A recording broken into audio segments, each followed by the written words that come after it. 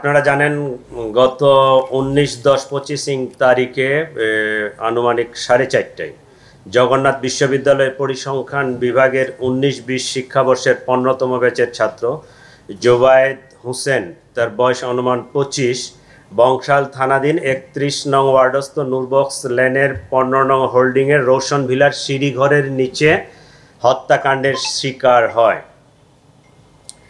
এই জোবায়েদ বার্জিস সাবনাম বর্ষা নামে 18 বছরের একটা মেয়েকে প্রাইভেট পড়াতেন। প্রাইভেট পড়াতে গিয়ে এই টিচারের সাথে এই ছাত্রীর একটা প্রেমের সম্পর্ক গড়ে ওঠে। উল্লেখ্য যে এর আগে এই বর্ষার সাথে মাহির নামে জনৈক আরেক ছেলের প্রেমের সম্পর্ক।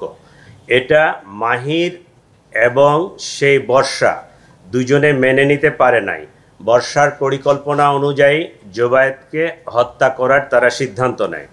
সেই সিদ্ধান্ত মোতাবেক তারা এই ঘটনার দিনে সে প্রাইভেট পড়াতে আসবে 4টার সময় এই ইনফরমেশনটা পাস করে মাহির তার বন্ধু আইলান সহ তারা পরিকল্পনা মাফিক আগেই তাদের বাসার নিচে এই গলিতে অবস্থান করে জোবায়েদ যখন এখানে আসে উপস্থিত হয়, তার সাথে কথা কাটাকাটি হয়, তাকে বর্ষাকে ত্যাগ করার কথা বলা হয়, তার ওখান থেকে সরে আসতে বলা হয়। সে এটা বলে যে সে মেয়ে তো আমাকে ভালোবাসে, আমি কেন সরে যাব।